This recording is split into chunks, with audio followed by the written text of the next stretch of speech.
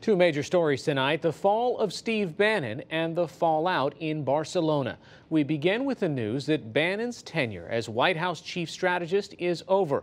It came 3 days after President Trump praised him, but left his fate in doubt. Look, I like Mr. Bannon. He's a friend of mine. But Mr. Bannon came on very late, you know that. And I like him. He's a good man. He is not a racist, I can tell you that. He's a good person. He actually gets a very unfair press in that regard. But we'll see what happens with Mr. Bannon. But he's a good person, and I think the press treats him, frankly, very unfairly. Joining me now to discuss the ouster of President Trump's chief strategist is Robert Costa, national political reporter with The Washington Post and host of Washington Week. What happened? This was a long, simmering problem inside of the White House, at least according to my sources there. Bannon was someone who came in, like President Trump, as an outsider. And working in the federal government, inside the confines of the West Wing, just was never a fit for this populist, nationalist hardliner who wanted to disrupt the entire system. What were the camps that were solidifying? I mean, considering just in the last 4 weeks, how many different factions of influence have disappeared? One of the main reasons Bannon is departing the White House tonight is because of General Kelly, the new chief of staff. He's tried to implement this new system of order, make sure that people like Bannon, even at the senior level at the White House, are not outside of their lanes. What happens after, when he leaves? It seems that there are people who leave the White House but still retain some influence with President Trump. Well, you asked about these factions, and there are many factions within the White House. The Jared Kushner wing, which is the more moderate side, the Bannon wing, which is the hardcore Trump nationalist wing.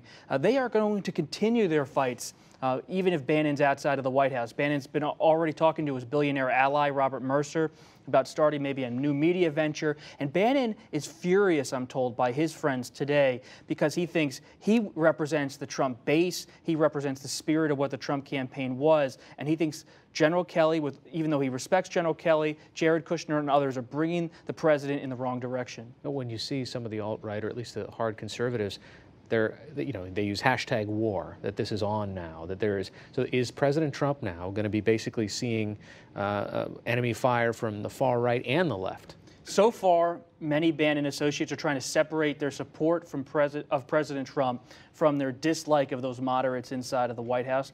There is a fear in the Trump base that because Gary Cohn, the National Economic Director, former president of Goldman Sachs, is a Democrat, you have Jared Kushner, who's a former Democrat, and these different voices are around the president who aren't Breitbart readers, aren't people from the conservative movement, that maybe the president will go in a more centrist direction. That alarms the Bannon crowd.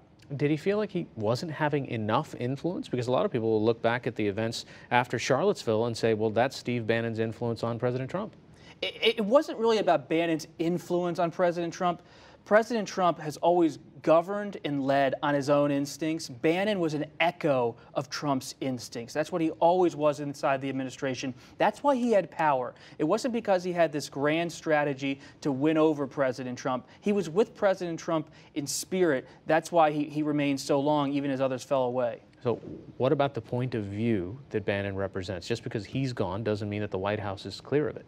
Well, President Trump remains there, and he's a Bannon-style Republican. And you still have Stephen Miller, the former aide to Attorney General Jeff Sessions, writing the speeches for President Trump. So that element remains. But John Kelly, the new general coming in, a 45-year Marine, he's a non-ideological figure. So I think based on my reporting, Bannon's grip on the ideology of the Trump administration may start to fade away as he goes away. And finally, whose idea was it?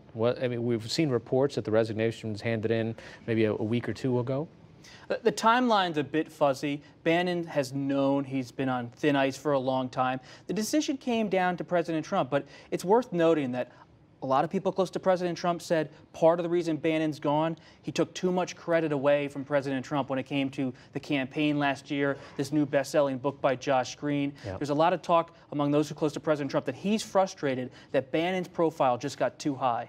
Okay, you're going to talk about this and much more on Washington Week tonight. What else you got? We're going to start off with the Bannon discussion, but I really want to dive into Charlottesville and race in America. I mean, that to me is the defining issue of the week. All right, Washington Week is on most PBS stations right after the news hour. Thanks so much, Robert. Thank you.